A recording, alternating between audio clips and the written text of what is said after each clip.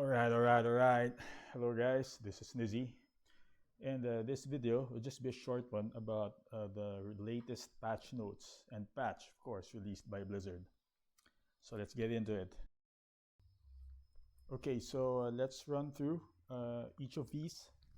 Although, if I see something that I don't think would be relevant to too many people, I'd just be skipping it. But let's run through the released patch notes by Blizzard. So it's patch 1.03, released June 27, 2023. So first section is about bug fixes. So let's go to the section for bug fixes for dungeons, events, and other activities. So fixed an issue where players couldn't engage with the Dead Man's Drudge dungeon boss. So okay, I haven't experienced this myself, but it's a good thing, especially if you wanted to finish the dungeon. Fix an issue where certain whispers could be completed. This is an important fix, although again I haven't experienced this myself. Fixed an issue where those who call the storm event wouldn't register as completed. Alright. Fixed an issue where those who call the storm wouldn't place a permanent debuff on the player that would gradually drain health. Right, fixed an issue where enemies could spawn behind the sealed door in the cultist refuge dungeon, blocking dungeon progression. So blocked progression is one of the worst things you can experience in the game, because when it first happens to you, you have no idea if you did something wrong or if it's just really supposed to be that way. So I've experienced this not in Diablo 4 so far, but in other games, and it really, it's one thing for you to know that you're stuck and that there's something wrong with the game, or you're stuck because you're not doing something, but it's another thing to not be sure which is the case. So the next one is fixed an issue where the level 100 pinnacle boss would appear again with no health. Alright, so fixed an issue where progression could be blocked in the Cathedral of Light capstone dungeon. So this is a key fix, because imagine if you're trying to unlock world tiers. So good thing this hasn't happened to me in any of my characters. Fixed an issue that resulted in a crash or freeze if players enter the Untamed Thicket dungeon during the Fangs of Corruption quest. Okay, so if that applied to you, then good news, because these are the latest dungeon events and other miscellaneous activity bug fixes. Now let's go to gameplay fixes. I think these are important. So first, fix an issue where Alright, so the meat and the juicy part that we've all been waiting for, gameplay adjustments. So it's good to get into it. So experience rewards significantly increased. The experience rewarded for completing nightmare dungeons. Thank God. I think I speak for everyone when they say that they've been waiting for this, especially those who are still leveling up their glyphs. And anyway, all people want a boost in experience rewards, so this covers that. But that's just the first part. So second part says also that significantly increased experience gained from killing monsters in my nightmare dungeons. OMG. I just did like 4 or 5 glyph upgrades. Was it 4 or 5? Or maybe 3 or 4. Anyway, I should have waited, it seems, because I killed a lot of monsters in the process. Helltide chests now provide substantially more bonus experience when opened. Personally, I like Helltide, and I tend to open many chests, as many as I could, given the time that I have left when I notice it. So the significant, I'm sure many of you would find Helltide now more appealing, especially since you're going to be double dipping with your need to farm gear, since it's also good to do that during Helltides, and now you're getting the XP and additional XP for your trouble. Let's go to the next one. Significantly increased rewarded experience from completing individual whispers across the board. So this one, I think, is really good because whispers, as it is now, feels underwhelming. I'm not sure. I'm not sure what it's supposed to be doing, because if it's supposed to give you gear, Hell Tides do that, Nightmare Dungeons do that. Is it supposed to give you experience? Normal Dungeons did that. Now, maybe Nightmare Dungeons will be doing that as well. So, what is Whispers? I mean, design wise, what are they supposed to do? Are they like a, a middle ground between farming equipment and experience? Well, Helltide seems to fit that role also. So, what is it? Or maybe I just don't know. Maybe you guys know. Sound off in the comments. Okay, fixed an issue where no experience was awarded for completing the holdout style event that could occur after finishing dungeon objectives. Okay, this has not happened to me, I think. I mean, I really like holdout events because that event produces a lot of mobs. Yeah, okay, so lots of mobs or a lot of targets for you to choose from. Okay, correcting my grammar there. So I really like holdout, but I didn't know that.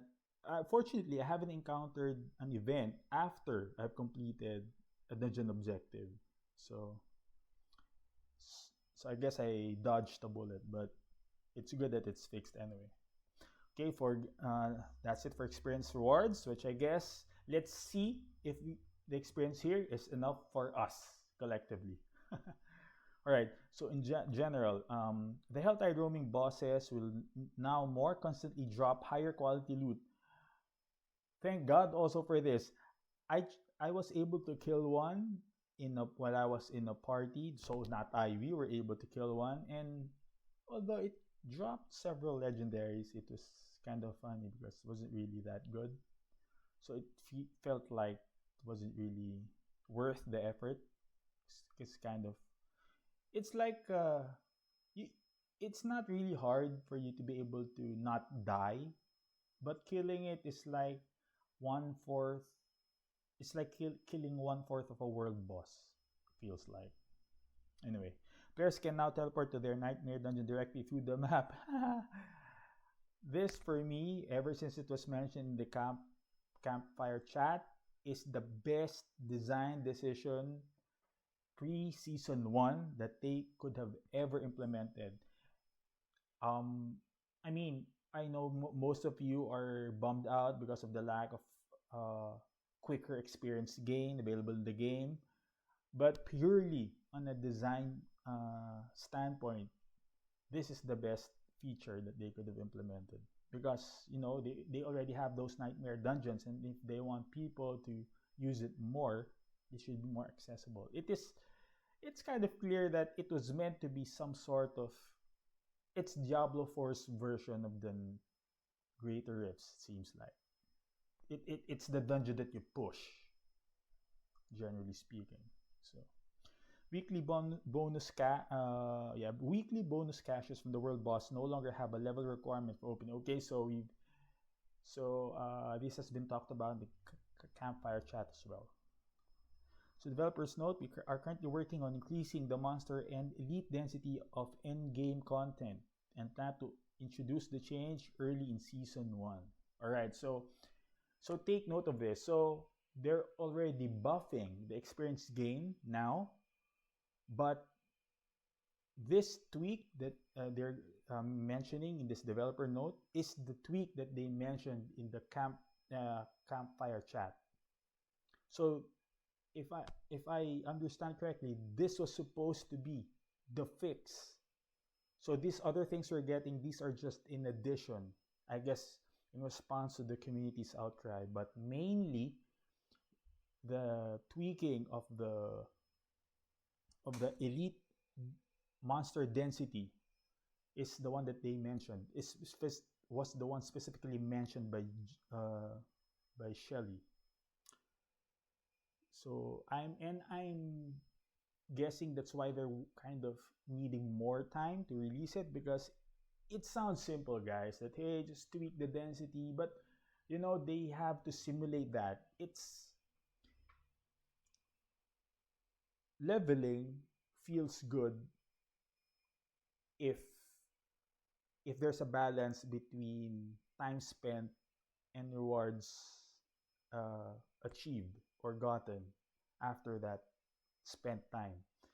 And elite monster density plays a key role in that balance. So that's a subject for another video, but suffice to say that, yeah, that's important ingredient in that the recipe.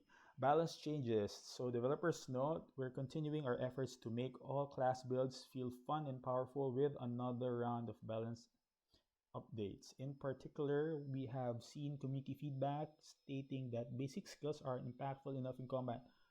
Well, I guess perhaps except for puncture. Again, like puncture is so good. I haven't seen a rogue build that did not use it. I mean, sure, you could say that I'm just using it because there's there's no better choice. It doesn't mean it's good. Yeah, but is it really? Is it really not good? I mean, the way it contributes to many rogue builds. So maybe this applies to mostly to other classes. These changes will not change the fundamental relationship between basic skills and core skills, which I think is great, because I think the relationship as it is now is just right.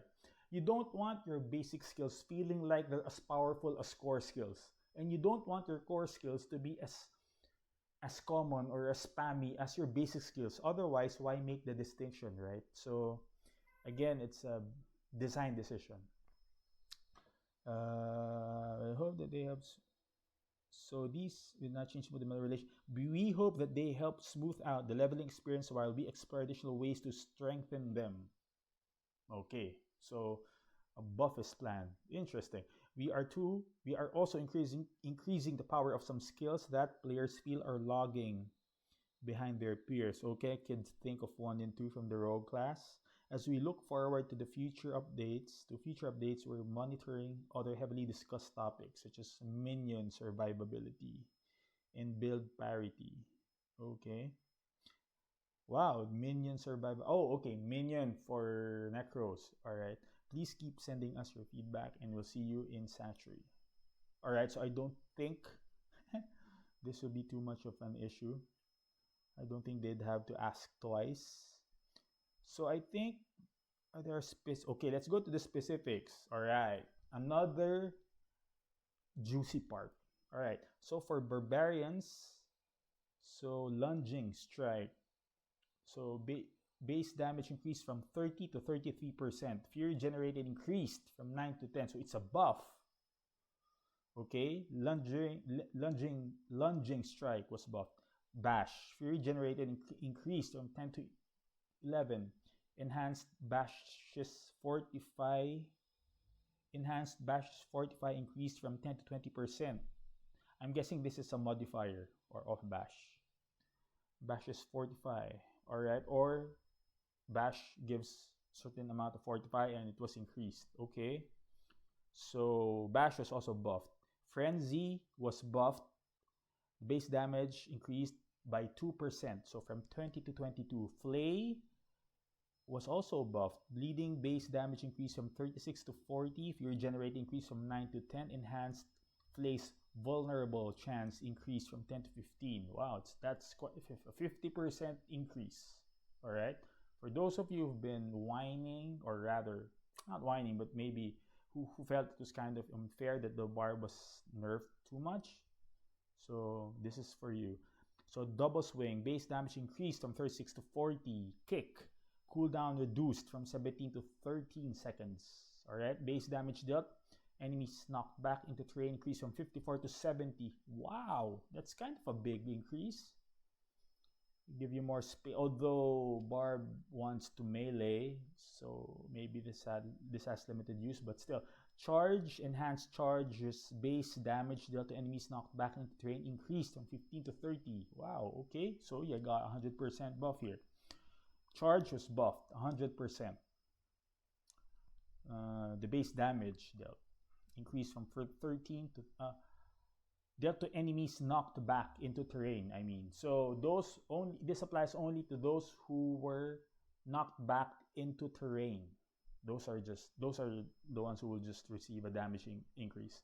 Leap, Mighty Leap slow increased from 50 to 70%. So I'm guessing Leap has a slow effect. Crowd control mechanic. Iron Skin enhanced barrier increased. Enhanced Iron Skin's barrier increased from 10 to 20% of maximum life. Wow. As if Barbarians and tanky enough. Call of the Ancients. Prime Call of the Ancients bonus attack speed increased from 10 to 20. Iron Maelstrom. Cooldown reduced from 60 to 45 seconds. Prime Iron Maelstrom. Bonus critical strike chance increased from 10 to 30. And Prime Iron Maelstrom bonus critical strike damage increased from 20 to 40. So you got an increase all across the board for Iron Maelstrom. First, you have a buff in its cooldown, so it was decreased, and the Prime Iron Maelstrom bonus critical strike chance and damage was increased. Both were increased. Bounding Slam.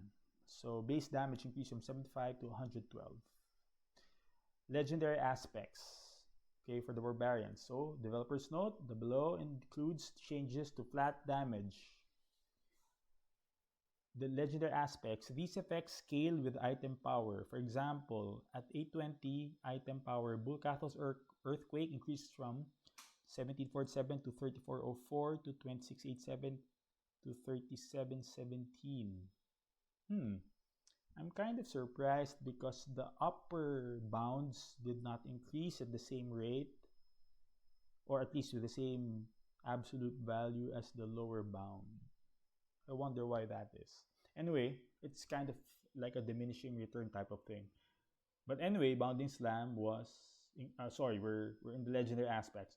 So Bulkathos Earthquake flat damage. Oh, take note.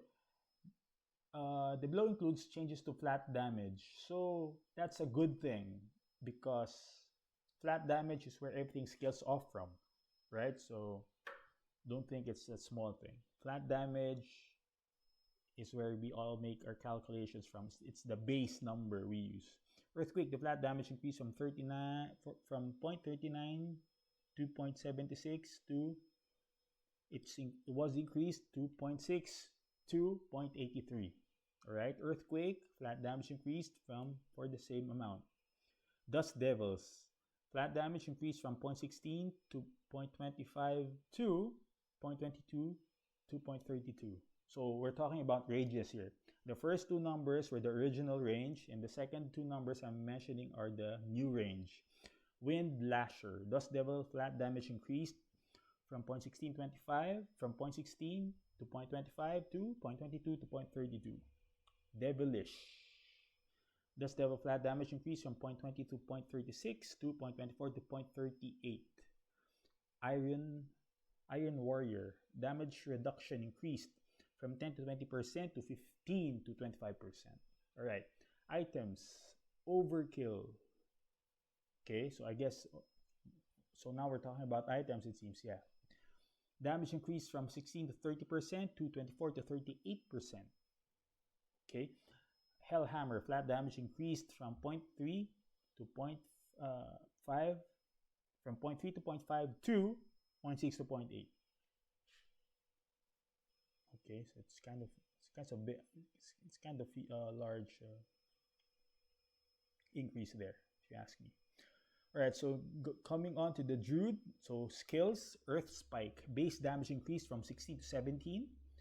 Spirit generated increased from 10 to 11. Fierce Earthquake Fortify increased from 4 to 8. Wind Shear, base damage increased from 17 to 18. Spirit generated increased from 12 to 13. Claw, base damage increased from 20 to 22. Spirit generated increased from 10 to 11. Wild Claw double attack chance increased from 15 to 10 to 15. Fierce Claw, base damage increased from 10 to 15. Maul, base damage increased from 20 to 22. Spirit generated increased from 40 to 15. Enhanced Maul Fortify increased from 2 to 3%. Lightning Storm, enhanced Lightning Storm duration increased from 4 to 6 seconds. Primal Lightning Storm's chance to immobilize increased from 8 to 12%. Shred, third attack base damage increased from 60 to 70. Enhanced Shred healing increased from 1 to 2 of maximum life. Raging Shred's base damage increased from 51 to 70%. Primal Shred's bonus critical strike damage increased from 20 to 30%. Wolves, cooldown reduced from 14 to 11 seconds. Ferocious Wolfpack, lucky hit chance increased from 10 to 40. Wow, a 400% increase. I wonder why. Anyway, Hurricane, base damage increased from 97.5 to 134%. Rabies, base poisoning damage increased from 53 to 76. Cataclysm, base damage increased from 52 to 64. Lacerate, base damage increased from 400 to 460. Petrify, critical strike damage bonus increased from 25 to 30%. Pummel, base damage increased from 140 to 180%. Passives, Bestial Rampage. Oh, okay, so the passives for Druid, Bestial Rampage, attack speed bonus increased from 20 to 25. Damage bonus increased from 20 to 30. Nature's Fury, chance to cast a free spell increased from 20 to 30. Lupine Ferocity, the damage bonus increased from 60 to 70. Legendary aspects, okay. Rune Worker's Conduit, flat damage increased from 1 to 1.4. Mangled, chance increased from 20 to 30 to 30 to 40.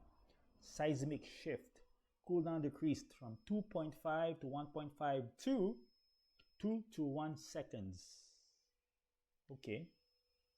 And Blurred Beast, last but not least. Blurred Beast, damage increased from 60 to 90 to 70 to 100%. Okay, let's go to everyone's new class favorite, it seems, the Necromancer. Skills, Reap. Base damage increased from 12 to 13%. Acolyte Reap's cooldown between corpses reduced from 5 to 4 seconds. Decompose, base damage increased from 30 to 33%. Base essences generated per second increased from 7 to 8. Corpses formed frequency increased from 2.5 to 2 seconds. Hemorrhage, base damage increased from 25 to 27%. Essence generated increased from 8 to 9. Bone Splinters, base damage increased from 8 to 9%. Essence generated increased from 6 to 7%. Sever, initial base damage increased from 6.3 to 66%. Enhanced Sever's return base damage increased from 25 to 40%. Bloodlands, supernatural Bloodlands overpower requirement reduced from 8 to 6 casts. Bone Prison, cooldown reduced from 20 to 18 seconds. Dreadful Bone Prison's fortify increased from 5 to 8%. Iron Maiden, base damage increased from 10 to 20. Horrid Iron Maiden's damage bonus increased from 15 to 20%. Corpse Tendrils, Blight Corpse Tendrils, chance to spawn a blood orb increased from 30 to 35%. Bone Spikes, base damage increased from 80 to 120%. Raise Skeleton and Golem, minions will now always engage targets with a cast curse. So let's go to Necro's passives. Callan's Edict, damage taken duration requirement reduced from 3 to 2 seconds. Ratham's Vigor, healthy duration requirement reduced from 15 to 12 seconds. From 15 to 12. Spiked Armor, Thorns increased from 0.8, 0.16, 0.24 to 0.1, 0.2, Legendary aspects of the Necromancer. Bursting Bane, flat damage increased from 0.022 to 0.03 to 0.045 to 0.06. Flesh Rending, essence gain increased from 10 to 20 to 20 to 40. That's a big increase.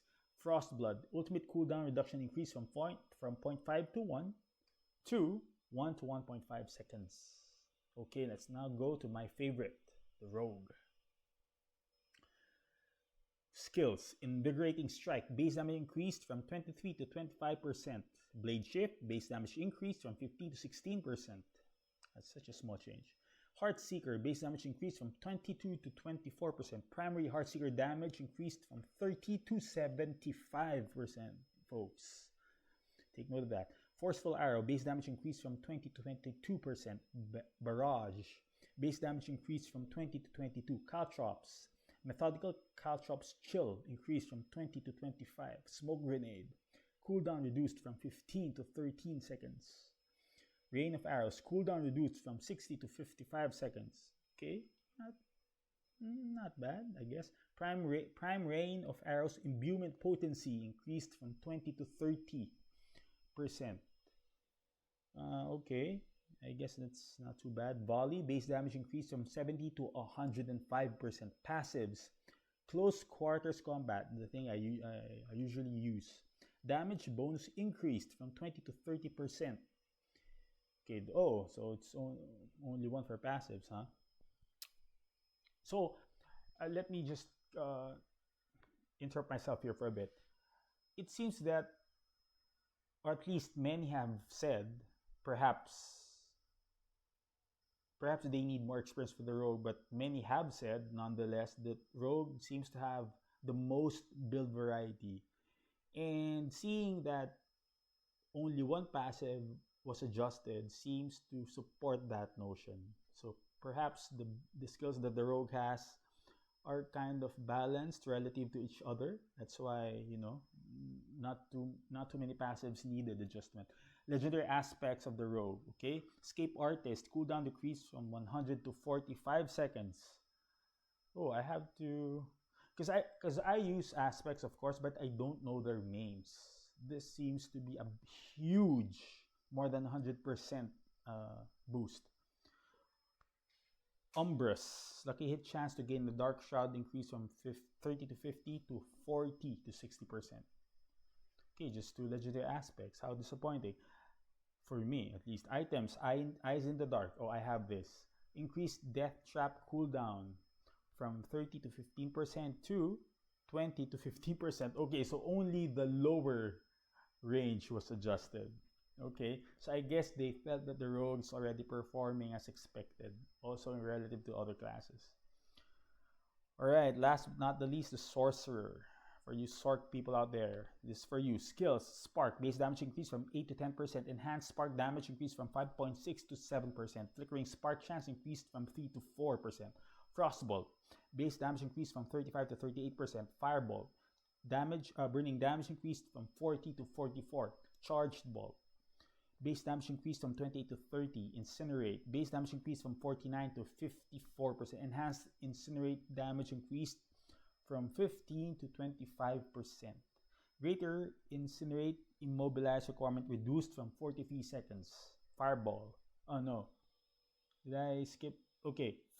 Fireball. Mana cost decreased from 40 to 35. Frozen Orb. Initial base damage increased from 32 to 36. Explosion base damage increased from 29 to 34. Greater Frozen Orb chance to apply vulnerable increased from 25 to 30. So that's for Frozen Orb. Blizzard, base damage increased from 120 to 130. Seems kind of small. Ice Blades, chance to apply vulnerable increase from 30 to 40. Lightning Spear, summoned Lightning Spear maximum damage bonus. Summoned Lightning Spear's maximum damage bonus increased from 100 to 160. I think they're trying to take all of the other sort builds up to par to the Ice Sword. Anyway, if you guys think that Sorcs have it bad during the end game, so maybe this will now compensate for that. Crackling Energy, base damage increased from 15 to 20%. Freezing Wake, base damage increased from 60 to 110. Legendary aspects for the Sorcerer. Abundant Energy, chance to chain to an additional enemy increase from 20 to 30 to 30 to 40. Singed Extremities, low amount increased from 25 to 35 to 40 to 60. Incendiary, chance to restore mana increased from 5 to 10% to 12 to 17%. Snow Guards, damage reduction increased from 10 to 15% to 20 to 25%. Concentration, mana regeneration increased from 10 to 20% to 20 to 30%. Flame Scar, flat damage increased from 1.1 to 0.2 to 0.2 to 0.3. Staff of Lam Essen, damage reduction reduced from 40 to 30% to 45 to 25%. So guys, that's it for the changes. I hope You guys are, it's kind of exciting for me to try them out, especially the experience changes. I hope this would provide at least a calming balm to the community's outcries, especially regarding experience. And also, the balance changes, I think, is good. So at least it gives us something to try for the next couple of weeks. So that's it for this video. Thank you guys for dropping by. Please consider sub and liking. Anyway, see you guys on the next one.